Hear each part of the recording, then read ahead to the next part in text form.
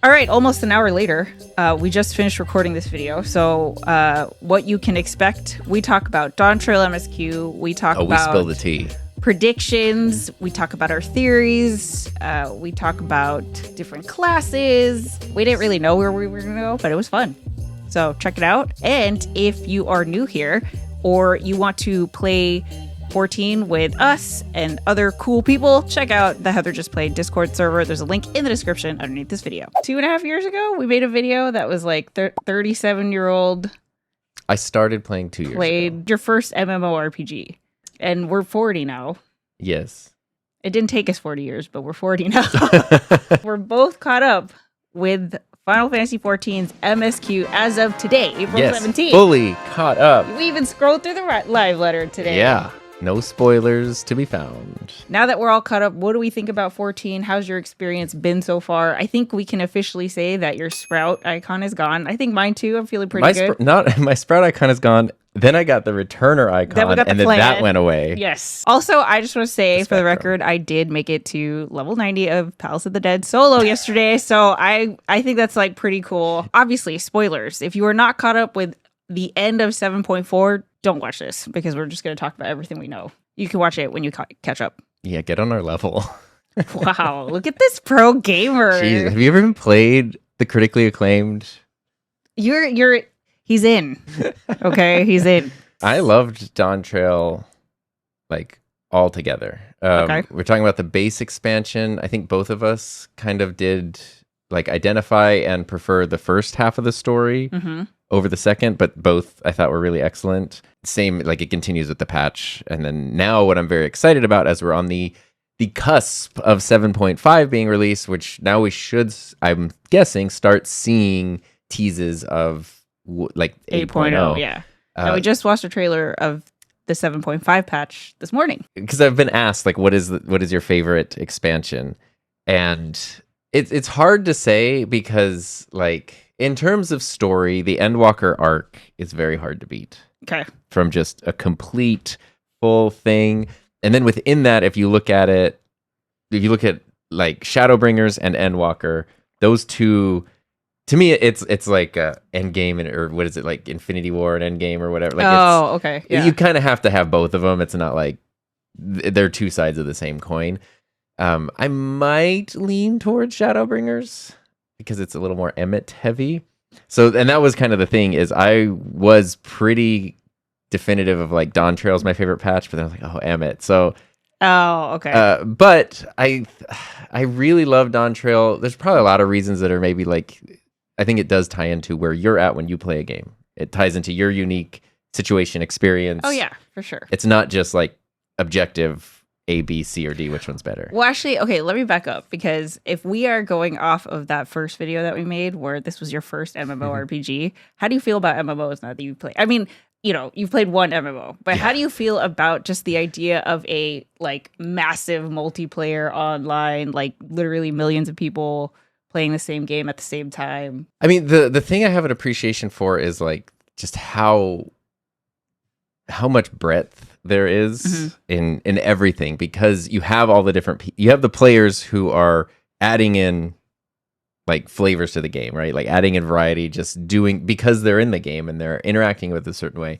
The way the players interact with the game affects the way the game is developed and the things that are added to the game. And then because there's so many people playing, the game has to keep adding new stuff. So it's like, you know, you can't finish it. I'm sure someone out there has finished it. They need a wellness check, but there's always going to be something to do. Yeah. And something else to explore. And that the massive part is pretty cool. It does feel intimidating still, though, to play with people. So I'm very glad that we have our community where we did not have HJP when we made that first video. We didn't. And I was really not looking forward to the multiplayer, the forced multiplayer stuff. And we talked about like the Crystal Tower stuff, which is pre-HJP. So having a proper group of people to go through that with does make a huge difference. Yeah. Some of the questions that we got from the HJP Discord server are MSQ related. So Kay asks, first of all, congrats for both of you finally caught up with us all. The question is, do you like the patches story so far? Is it far better than the base MSQ itself? No. You don't think it's better? I don't think it's better. No. The patches. The patch of Dawn Trail? Yeah. No. Yeah. Same. I can like go on and on and on about how I specifically liked the first half of Dawn Trail. I might be the only person on Earth, but we are the only people on Earth. I love Wooklamot. Every time she's on screen, I just get so excited. As soon as Sphene came, I kind of just like... You were not into Sphene. Yeah. As soon as she showed up literally first time, you're like, I don't like her. Yeah. and like I mean, now that the patches have come out, I'm in it. You know, I'm back in it. But I definitely liked the Wooklamot story so much. And I think, you know, because it's so real, and I was building HJP at the same time, and it's the same story. It's like you're trying to get all these people from different cultures and have different traditions and all walks of life and whatever, and trying to get them to unite for this common cause, and being able to stick to what you feel is right despite adversity and consequences and all of that. Like, you can get invested in stuff anywhere. There's stories to be had anywhere, which is like a good life lesson. Like, because, you know, Wook was there and was like, hey, I need help with this thing. And essentially the Warrior of Light is like, yeah, okay, I got time. Like, I might as well go check this out. And then it turns into something bigger. But it's like, in theory, could have thrown a dart at a map and gone anywhere. And probably found... maybe not something as, you know, consequential, because I guess we are dealing with like... Honestly, you know, so Tom and I have been very conscious of balloon popping. That's like a thing.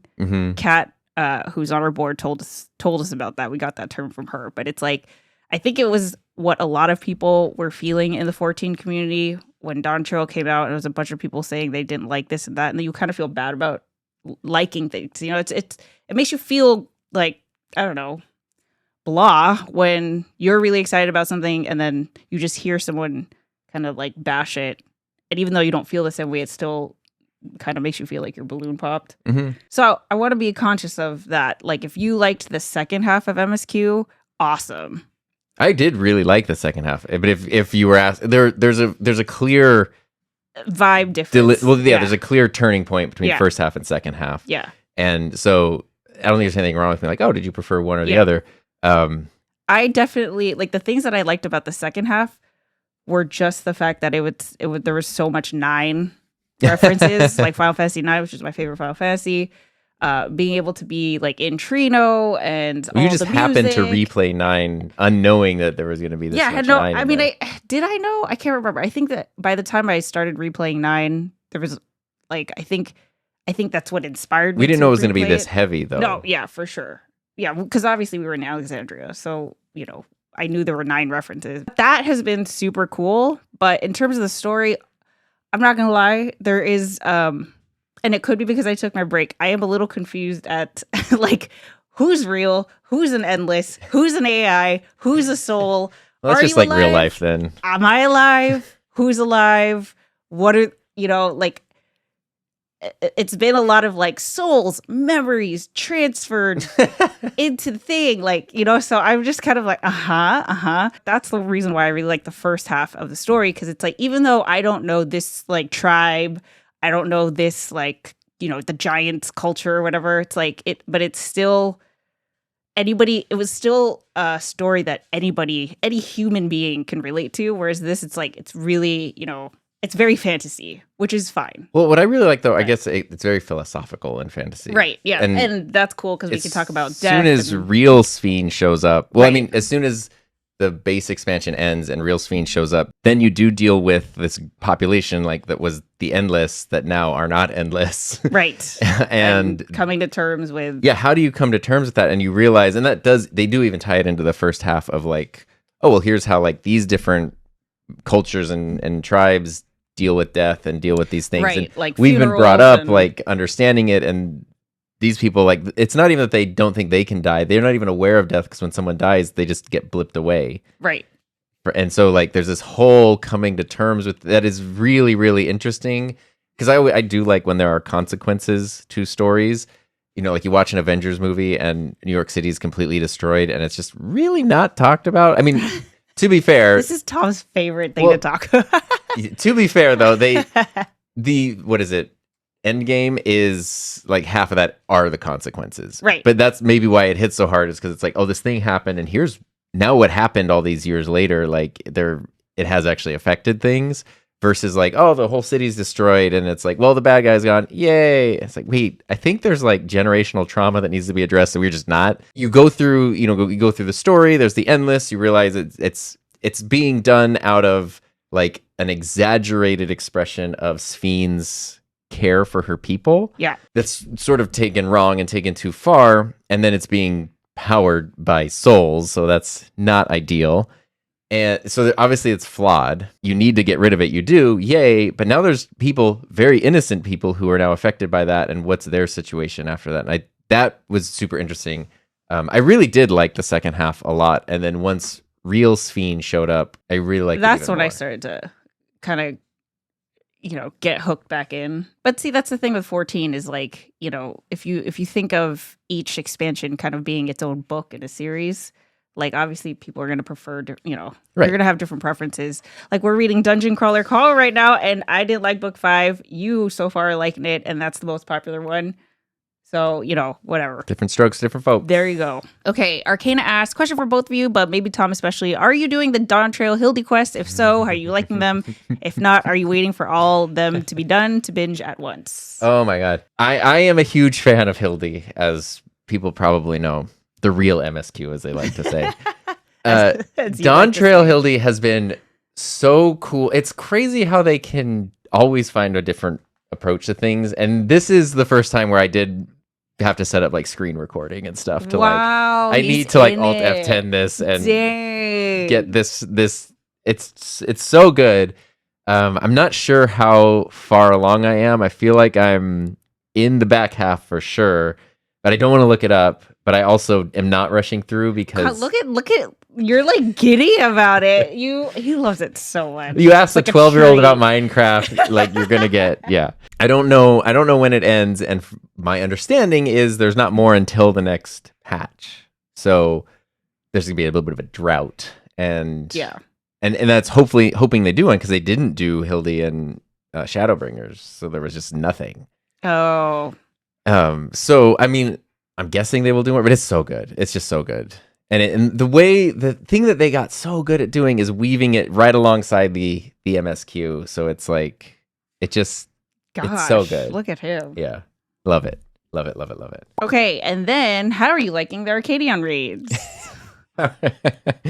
So, I need to revisit. Yeah. Maybe. Actually, I've learned something, because you want to talk about the like multiplayer part of an MMO.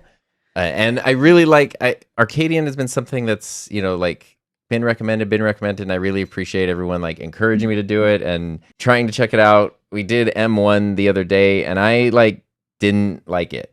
Yeah. But that's not the story's fault. I wasn't interested in the story. I will say, like, I was just, and it might be because it was built up as like the coolest thing ever, and I was like not interested in it. I might have been in a bad mood that day. What did grab me, which people said, was the music is awesome, and the visuals of like the arena are like really, really cool. Like it is a feast for the eyes. And I will say there are really cool mechanics happening there, but I've kind of learned, because I was playing it and it was a thing where it's like, I think I died like 7 times. I was like literally contributing 0 to the effort. And when it's those situations, that's how I felt in the first Crystal Tower, where it's like, can I just be done with this? Yeah, it doesn't feel fun. And so I was like, okay, like I obviously don't like raids. But then I was like, I don't know that that's true, because we do roulettes regularly, and there's raids in those that we do literally every day. Yeah. And it's fine. Yeah. So I think what it comes down to is sort of context. And I think, and this goes back to playing with other people, and the biggest benefit to HJP is that everyone is very, very skilled and experienced, and there's so many veteran players. People have been playing since 1.0.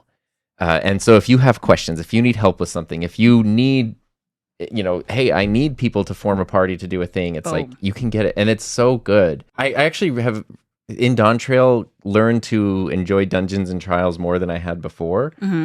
Which like actually trying to like figure out the story. You used to not like the battles got in the way of the story. I felt like before. which they still like. Now you're a pro gamer, so let's be real. Well. He's healing and everything. We'll talk about that. There is still that element, though, especially when it comes to MSQ stuff. Because I won't lie, I do still feel like when I'm going through the quest, I'm like, here's a dungeon. I'm like, oh, like now I know it's kind of a roadblock. It's an obstacle to overcome before I can like continue with the story. And so in those cases, if I am able to form a party with people who are significantly better gamers and more experienced than me, and we do just kind of like knock it out, I'm like okay with that. And then we can go back in, if someone else needs help, I can fill in their part. And then I kind of learn the basics. I'm okay with that. But we also started doing, though, since this was the first time not only was I doing things new, but you were doing things, and a couple other people in HJP were doing things for the first time. And so it was like we actually got to team up where 3 or 4 people in the party hadn't done a dungeon before. And so we were going in blind. And that was my first experience of that. It is a completely different experience. And it's a fantastic experience. I think that's what people want us to feel when we like do these things, but it's like you've already done it though. Well, when you're the only new person, so okay. Yeah, right. When I started playing hockey 3 years ago, my first learn to play class had 29 people in it, and I was the only new person. And it was learn to play. So it was like I got concussed and injured and almost quit that night because I showed up to a thing and everyone was in it. Everyone knew each other. Everyone knew what they're doing. Versus my first hockey class, everyone there were people who hadn't even skated before on ice. Yeah, everyone was a newbie. They're teaching how do you even put on your gear? You're not allowed to be in the learn to play class if you already know how to play because it's like a safety issue. So my concussion and rib injuries attest to this. Yeah. So it kind of there sort of is that element to it, and I discovered like, wow, it is really fun because I couldn't get it when people in HJP talk about raiding, and I'm like, you're just kind of going at the same thing over and over again. It has been confusing to me because it does not sound fun to me. And then we would go into a boss fight, and we'd not understand what's happening. We get kind of far, and then we wipe out. And we go in, we get a little further, we get a little further, we get a little further. We learn a mechanic, and I was like, oh, this is actually like backrooms. It's very fun. Yeah. And if you're in a group of people that's doing that, even when we played, with like there'd be like one person that did know, they were really good about like, okay, I'm not gonna say anything, and then if we wipe or you have a question, then I can guide a little bit. And that like group discovery, group progress was really fun. So then I completely understand why people do want to do the group raiding. That is different than like you keep wiping over and over, and everyone else just knows where to go, knows where to stand. It's like it's just not the and I think you can't help but feel like it's just not fun.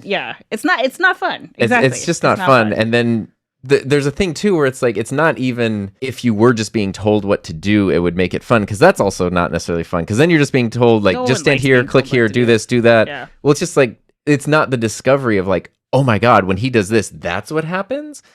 And so anyway, all that to say with Arcadion, I think that has been a thing, because I was like, okay, the arena is really cool, the music is super cool, there are actually neat mechanics that like I've not seen before, and things that do seem kind of fun. Well, I have an example. So 2 examples, really quick. Escape the Backrooms. Mm-hmm. That's not Final Fantasy 14. That's a completely different game, but probably no crossover coming soon.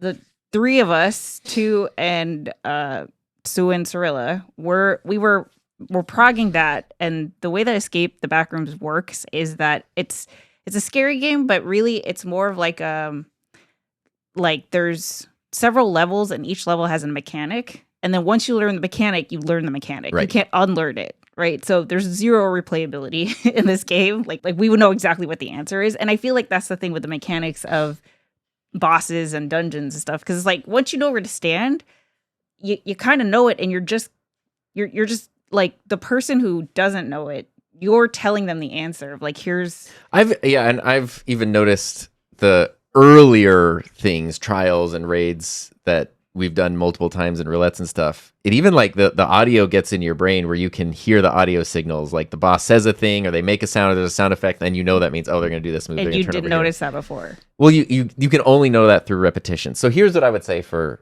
raids and stuff. First, I really genuinely do appreciate everybody wanting to help me get started with Arcadion and being there to go through it. And like, I do appreciate that. Very, very much. But I think for me, I don't think I want to do any raid stuff until most of the people, so at least 5 of the people in the group are new to it. Which you haven't been able to do because you haven't been caught up. I haven't been caught. Yeah. And now you're caught up. Yeah. And so everyone will be doing it for the first time. Right. And so that, I think, because that changes everything. If there's other people, and sometimes when something's really hard, you kind of want the veterans there to like, let's just keep it on the rails a little bit. But I want to be able to discover things with people. And that's what makes it fun. And it's not just me dying while everyone else is like killing it. Yeah. We did an ARR dungeon a few days ago and had the best time. Yeah. Time Terror Deepcraft. Hard. And that like it was like, we were on voice chat. So we were able to like, Kay even had read the journal entry. There's all the lore and stuff. Yeah. And like I had done it, but I completely forgot. You hadn't done it. We were doing it for you. I hadn't done that one, yeah. Yeah, because Palace of the Dead. But like that is a dungeon that's been there. Yeah. For years. And being able to discover it and go at your own pace and not rush through is like, it's just fun. Well, so the other thing though is like, so going back to like, we redo, whatever, the raids during roulettes and stuff. What is really fun, then you do it with lots of people who have done it before. And what I would like is that is a good chance to then try other things. So you try it as, you switch your class, you switch your job, you do all those kinds of things. And that's then fun. So we've all done this before, but I've never done it as a healer. I've never done it as a black mage or whatever. Yeah. And now it's like, okay, we're all familiar with it, but it's kind of like tilted a little bit different. And that, I think, to me, that sounds really fun. And this is all just to me Of course. It's not Yeah. the law of the universe. It's Anyway. not the law of the universe. All right. Suin says, for Heather and Tom, what parts of Dawn Trail expansion landed with you, including the post patches you've done? Were there story beats, characters, or something else that resonated with you? I think you should talk about this, especially with the first half of Dawn Trail. I mean, I feel like I've sung the praises of the first half quite a bit. I love Wuklamot. I did not like Endless Fiend. Oh my god. She is the villain, so, From the first moment, let me tell you. But when Real Fiend came on, that was kind of cool. She got cryoed, she woke up. She's confused. Was like, yeah, there was. I wish they had done a little bit more of the like, if you took somebody from 400 years ago, like into Solution 9. No, like literally from like, if you took somebody from like 1500, 1600 and you brought them here, we would be speaking a different language. Like the culture's different. Like, I feel like there would be a little bit of an adjustment, but it was just like as if she had fallen asleep yesterday. And, and you could say it's because, wow, the memories that were stored were so accurate that you can take someone who lived in that culture 400 years ago and they could fit right in 400 years later. But there you go, Calyx, okay? There's no evolution in that culture at all. Right. 400 years, like, women couldn't vote recently, okay? Until recently. That is like, could you imagine if you took someone from 400 years ago thinking that women could vote? It's like, huh? Like, the way that you see the world, the way that you interact is completely different. I understand where Calyx is coming from. I'm very curious as to why he's so hung up on this, like, sustainability plan. But, like, you cannot, a culture cannot evolve if you do not have multiple generations. You have to have multiple generations. Yeah. You can't just have the same people at the top. How terrible. Yeah. How terrible. That'd be so What terrible. would a society be like that if that were to happen? It'd be terrible. I can't possibly imagine. And it's like, at first I understood. I feel like this is a story. Actually, this is a Demon Slayer story. Right. Yeah, that's all I'll say. But I understand having a sick person, like their whole purpose becomes eternal life, right? Because you're, I don't know, whatever unfair reason, you're about to die and you're only 14, 16, 20 years old. You don't get to experience the full life. You are, disabled. You don't get to run outside. You're homebound, whatever it is. I can understand that. Turns out he's an Ascian or something. Like I don't think he's an Ascian. And I mean, this is the question, which maybe is one of these things. He's a winterer. Right. And I don't know.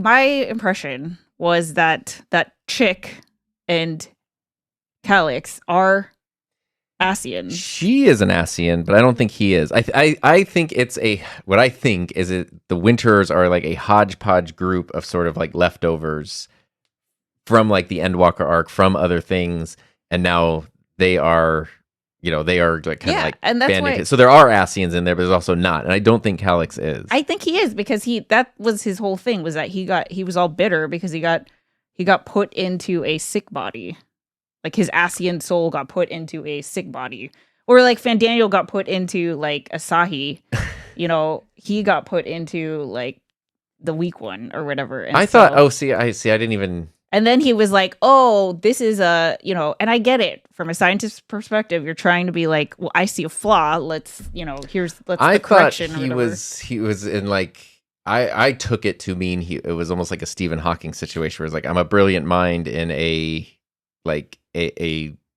not capable body. And he was just really mad about that and frustrated about that. Yeah, that's what I thought. But I didn't think it was like an Ascian thing. No, I think the Ascian, the brilliant mind is of Ascian descent. I'm kind of hoping, it's not everyone's an Ascian. I like the idea of it's a hodgepodge. Okay, really quick. This is related to 8-Bit's question, so let's address it. What do y'all think of Halmarut? That's the chick, right? The green chick. Were you surprised and or confused about an Ascian being involved? I can't say I was surprised because I was like, they have to come back. I was excited. Yeah. Yeah.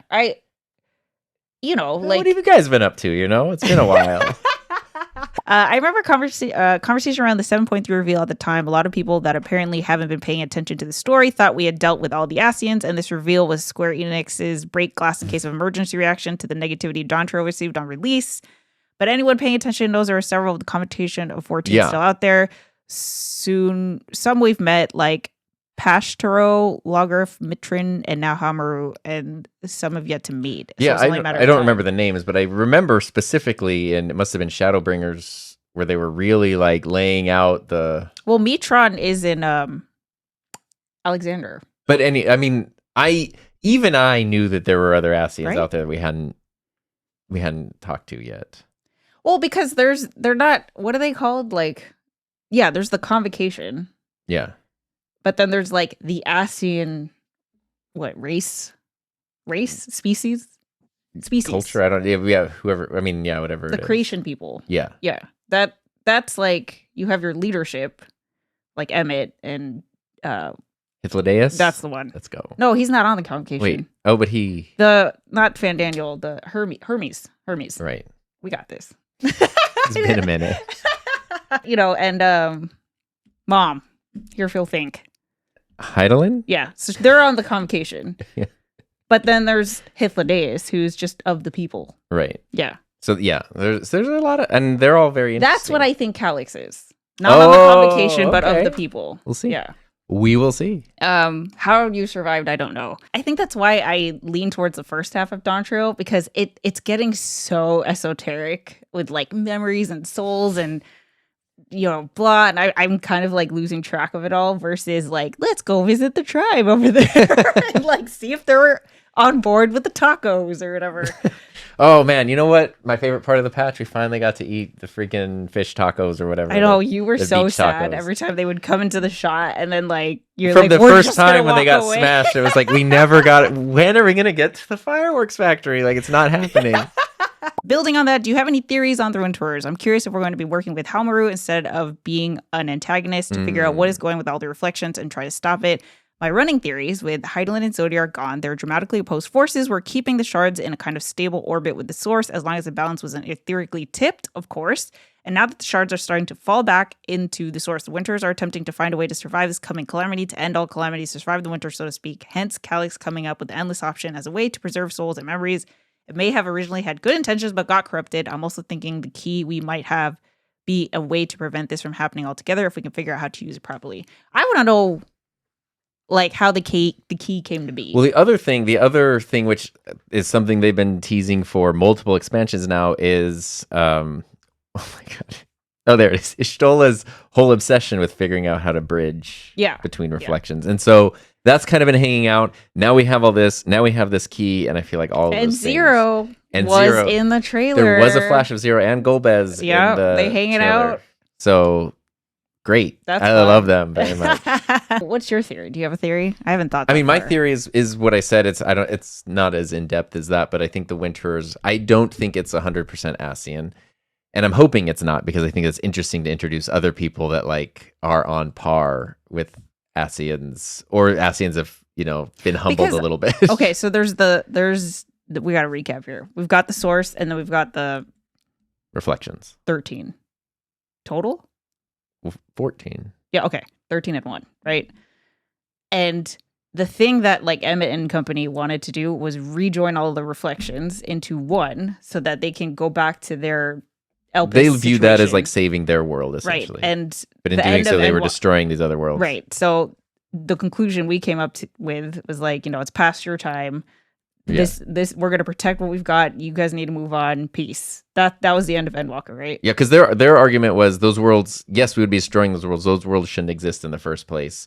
And our argument is essentially like, they're here, yeah. So we're gonna respect that. And like, I don't know what my theory is, but what I would like to see is creating some kind of like optimal way of life for every shard that still exists. So like Zero and Golbez, like they're doing their best with their little sanctuary. We just travel between them and have adventures. But then like Trino, I don't know if, what was it, the 9th? Yeah, the 9th, obviously the 9th. Like, what is it like outside the bubble? Can we fix the Levin situation, or do we just create a bunch of bubbles or is it just like there's nothing left on the 9th, like the 13th? The 13th has like a couple places and that's it. The 9th has a couple places, that's it. Like, I'm just curious if eventually it could be like the 1st, where you have a whole world that's, this part's kind of dead and whatever, but that's like ours. Like our world. Okay, so I'd like to move on to how you like other classes, because you have been playing healer, and I have to brag about Husbando here. He healed Orenvale with no KOs. That's a big deal. Yes. That is a very big deal. Okay. That's a big deal.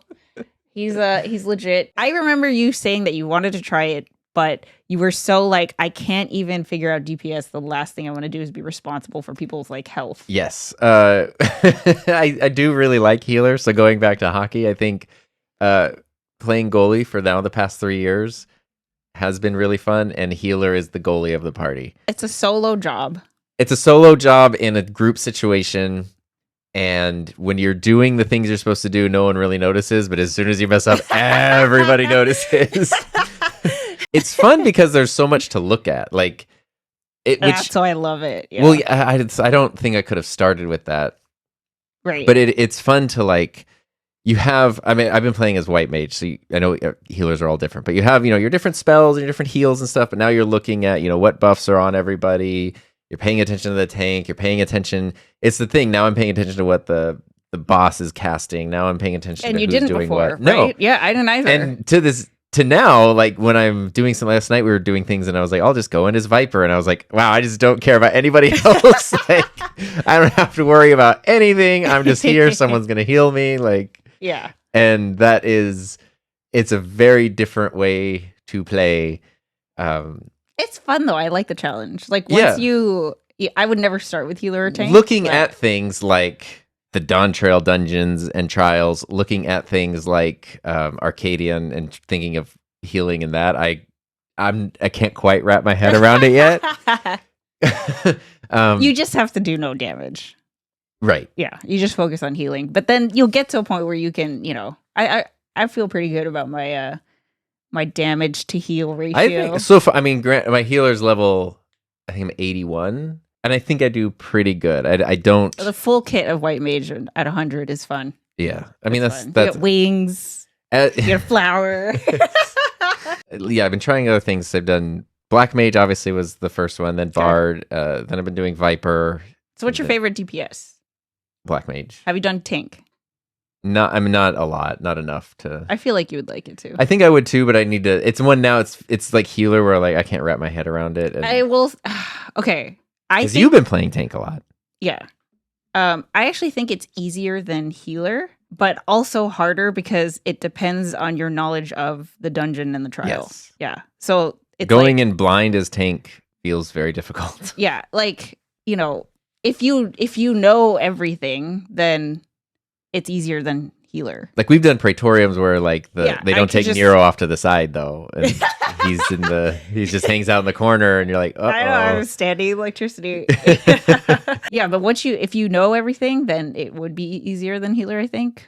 But I think that's the thing. Like, you know, I told everybody this, but I got called out in World of Darkness because I wasn't off tanking properly, and I felt really bad. I didn't feel that bad, but you know, it's also like, is it so bizarre to fathom that somebody relatively new would be playing this game? Right. You would shout out, "What the F are the off tanks doing?" Like, it wouldn't occur to you that maybe someone's trying a new. Yeah, it's just so weird. But yeah, I think you should try it. I think you would I like mean, it. I definitely want to try it. And I've unlocked Gunbreaker and Dark Knight. But I do like the ones where you start at the lower levels. Like, I like that White Mage is level 1. Yeah. And you really learn. I tried Picto and I was like, I have Sage unlocked, and I'm like, I just wanted the floaty things that Alphino has. Oh. Which the Manderville versions of those look amazing. By the way. Okay, if you were to try tank, which one would you try? We've got Warrior, Gunbreaker, Dark Knight, and Paladin. Oh, I think Gunbreaker was the one I was tinkering with. That's the one I haven't played at all. Yeah, I was playing around with that one. I have it unlocked, but and I tried Dark Knight like right after I started. I was like, I'll try this, and I got very confused very quickly because it was like you have to take damage, and I don't know. I got very confused, and it was too early. I need to go back and revisit. Now it. You're going to be a pro. What I need. What do you need? Are access points. Yeah, so like access. 14 made no sense to me until I started playing RPGs. Okay, RPGs make sense to me. Still didn't make sense. Then I read Jake's Magical Market, which had the whole card system, and you're like, hey, the card system is just the hotbar. And then 14 made sense. Yeah. Healing didn't make sense till I played Bard, and when you play Bard, you're adding party buffs and things, so now you are paying attention to, you're looking at different parts of the screen, you're seeing what's happening to other people. It's not as consequential if you don't do it exactly right, but you're sort of you're balancing between buffs and offense and damage. And so it was like, okay, healing is a more high stakes version of this. And we were talking about this, like the complexity cost, right? If you throw somebody who's a newbie straight into, like, you know, a weekly raid group, probably not going to have fun. You have to, like, it's like there's a savviness that you have to have in order to fully enjoy the more expert content. It's like if you go to a Michelin star restaurant, like sometimes you're going to be like, yo, I'm just going to go get McDonald's. Like, I don't get it. You need the wins there's a thing here to encourage like the growth. Like you need the wins, and it's hard. It's hard to be like, oh yeah, healer's the best. Do that when maybe there is a simple DPS class someone should do where they're figuring out how their weapons work. Yeah, they're figuring out how to do damage. Somebody's healing them. They don't have to know exactly what's happening, and now they're going to feel like, okay, look at that, I survived, I level up, I'm doing the things, and then they're going to get curious about other things. And that's definitely a self-evaluation. You need to figure out how comfortable you feel before you move on to the next thing. Right. I had a little bit of resentment for the sweaty gamers out there for Dawn Trail because we talked about this where like they leveled things up a lot, and we were wiping on like first dungeon bosses many times. There were times we couldn't get past the first bosses, like, and then it's like there's two more. Wow. But it overall though, the Dawn Trail dungeons were so in depth and fun. The mechanics are so cool. Like even that one that we did with where you had to like, you had your own boss. Like the four of us got like split. Yes. Into, oh like, my god, that was crazy. I can't even remember what that was, but yeah. We had to do that one quite a few times. There's a lot of really unique things, and but some of it I was like, this is now hard for the sake of hard because people must have said like, yeah, it's too easy, and that's like they chill. said that in that voice. You only say that in that voice. But overall, it was really, really cool. The trials were cool. The Hell on Rails trial is genuinely super so fun. Yeah. And that's the thing too is because there were times I'm kind of poking through, and they opened up a lot of options for trials and dungeons with it. Well, dungeons have been able to do NPCs with duty support, yeah. But now you can do trials with that. What I do is sometimes I'll go in with the NPCs with no expectation of beating it, but just to kind of get a lay of the land where it's like, okay, let me get the story beats. Let me see. Yeah. Let me have an idea what's happening. So I'm not just the absolute weakest link when I go in with other people. And I did that trial, and it was like, I think, we we have one. Okay. Yeah, you were I surprised. was genuinely surprised. Yeah, because even with like Palace of the Dead, we've been progging that. And if I equate that to the weekly raid groups, I would be itching. Like, let's do this 3 times a week. Well, 2 someone, hours, I think it was, because I want to make prog. I think it was Buck the other day was saying that when they do raids, it's like a choreographed dance between like the DPS and the tanks and stuff. And it's like looking at all the mechanics, looking at like doing positional damage, Everything. It isn't just go and push the button and smash. Like you really, there's a whole team thing there, which like I'm not at that level, but I appreciate it. After going through Dawn Trail, I understand it.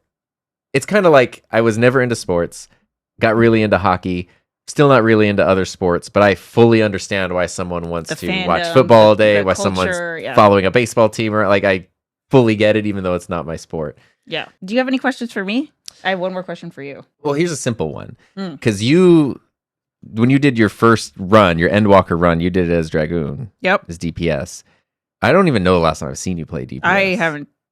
Oh, DPS. Yeah. Or Dragoon, but I don't remember the last time I played Dragoon. So you've been doing White Mage a lot. You've been doing, but lately you've been tanking a lot. That and Machinist. That's the. Do you have DPS I've been enjoying? Oh yeah, Machinist. Do you have a favorite now? A favorite class or job within a class? I don't think I do, and that's kind of I've never had that. Yeah, because it's like it's different moods. Yeah. You know, I think right now what I have the itch is to level up all my classes to 100. So I have them all unlocked. And I'm trying to do them in groups so that I can honestly, the whole reason I'm doing this is to get rid of the poetics gear because I need to free up. I can't wait to just permanently throw these things away. But so you got, the healer gear for 50, 60, 70, 80, tank, 50, 60, 70, DPS, blah, blah, blah. So I just can't, I have them all. They're on retainers and I can't wait to, get rid of them. But I really like Machinist. That DPS right now is like probably my favorite because it's the perfect amount of rotation plus RNG. I remember before I had health issues, I was doing Monk and Ninja. Those were fun, but it does take practice because it is positional. With Machinist, it's range, so it's like I could just run around like crazy and just aim from everywhere. It's so super fun. Mm-hmm. So speaking of getting your classes to 100, yeah, with 8.0 coming up, what are your thoughts or ideas on what they're going to do with? Is everyone just going to stay level 100 forever? Probably not. I don't know, and I actually don't. Do you have a thoughts, ideas, suggestions, preferences? Honestly, okay, look. I know people have a lot of opinions on different things. The hill that I'll die on, and I don't really care about anything else. Like if I had to pick one thing, the thing that I would focus on is the new player experience. Oh yeah. Because it just kills me that if someone is to start Final Fantasy XIV today, they have to go through the Crystal Tower, the Praetorium. Like it's completely dead silent in there. I really wish that they would apply like all the knowledge they've gotten in the past 10 years and do a remaster. ARR, A Realm Reborn. Yeah, like, just because it's like, I get catering to the existing players, but at some point, you have to bring in new people, and it's going to get harder and harder because... It's hard. I think it was Cirilla was like, yeah, I keep trying to tell like my brother to play. Like it gets good after like 100 hours, and that's it's like that. Crazy. That's a commitment, yo. Yeah, you gotta have someone. People got kids, life. That's a hard ass. There are things to be pulled in, to pull you in. The world building, the side stories, the fun mechanics, the glams. Like there are other things to pull you in early, but yeah, it is. Doing the Dawn Trail dungeons and trials and then like doing a roulette and doing Praetorium is like uncomfortably because awkward. The thing is like, games have evolved from like in the past 10 years. And so like, I feel like in order to compete with somebody who's never played an MMO, never played a Final Fantasy title before, and you're going up against all the games that like they debuted at the Video Game Awards or whatever, like I feel like you need to kind of deliver a little bit of the Dawn Trail modern mechanics early because it's insane to take 300 hours before you get there. I do think they should save like the classic versions, and that's something you can choose to do because obviously those are special for people. And I know even the current version of those things have been modified, but I'm not saying like wipe them from the face of the earth because like I want people who have been playing for a bunch of years to be able to go back and be like, oh man, I remember this. Yeah. But I do want the new person. It's hard to be like. I keep bringing up hockey as I tend to do, but my new mask has a bunch of 14 stuff on it. Yep. And it is kind of like, wow, you like this enough to get it painted on your goalie mask, custom painted. Yes. And then they're going to go play Realm Reborn and be like, you got this painted on your... Like another Empire story. Yeah. And Rebellion. Like, you know, it's not bad. It's not bad. Obviously, I played it. I love it. We all got into it. But I think more than, you know, should they do new classes? Should they do, you know, how do they handle leveling beyond 100? All that. Like, there are so many people who already have opinions on that to me, the thing that matters is like, you know, I think of my friends that I want to introduce 14 to. There's no way they would go through the, like, and it's not that the story isn't bad, but... No, the story is fine. It's just the you know, you're playing a 2011 game in 2026. And the thing, I think also the reason why I'm not as like, you know, all about the, I don't want to say end game, because if you're caught up, you're always in the end game. But I guess like catering to the existing players is, for me, where I'm at with my experience in 14 is like, there's still so much of the game. So much. If they never put anything new in, I'm good for like another 5 years, you know? And there's still, I just discovered Palace of the Dead last week. And that's been like you know, that's the only thing I want to do. And to me, also with the way that we have our Discord server set up and community set up, like we can create our own things within the existing world that is the game anyway. So, like the sightseeing log. Yeah, exactly. It's a perfect example. Okay, so we're going to FanFest. Yes. Less than a week. How do you feel? I'm very excited. Yeah. How do you feel? I'm so excited. I can't believe. Well, because of course, I started playing 14 after Endwalker came out, and I think there must have been a FanFest that previous year, so I didn't know about it. But then when Dawn Trail was coming out, I knew that FanFest was happening, but I wasn't playing 14 at that time. So I you know, in my head, I was always like, I would love to go. I always imagined myself going by myself, you know. But not only am I not going with myself, I'm going with you. Mm-hmm. And we're both caught up.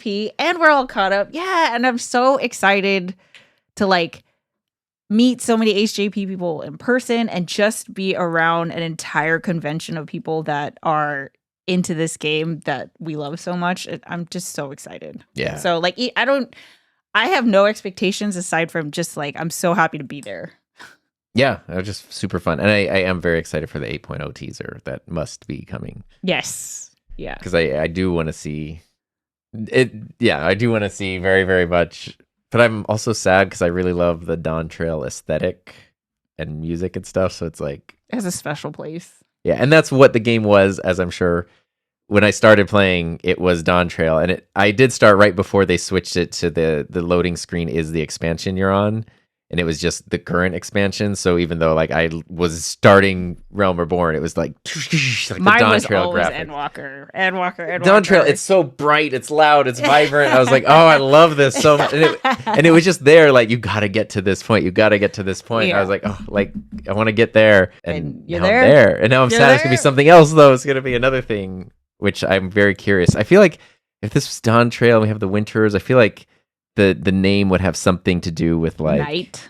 Like not dawn. Night or winter, or I could never, you can't predict it because like, okay, Realm Reborn, why would it be Heaven's Ward be the next thing? Why would Stormblood? Why would Shadowbringer? There's no Dawn prediction. Trail. It all makes sense when you learn the story, but it's not a thing you really could have predicted when it was only the other expansion. They don't. No, I build couldn't on each even. other, I couldn't so even tell you. It's probably something entirely. We'll just guess it. It's probably like, it's like a Bond title or like Tomorrow Never Dies or something. GoldenEye. Fawn title. That's funny. That is how they're not connected, but they're kind of connected. No time to die. Yeah. I want to give a special shout out to HJP. Thanks for all of your help. Making the game so special for us. For me, having like taken breaks, coming back, all that, and for you, your first experience, it's just been so fun. Sprouting it out, yeah. Yeah, I'm excited for everything that's to come. And with that said, stay tuned for more 14 videos. I'm sure we'll make a FanFest video. And if you want to know when new videos come out or when I go live, you can check out our Discord server. There's a link in the description underneath this video. And with that said, catch you guys later. Bye. Bye.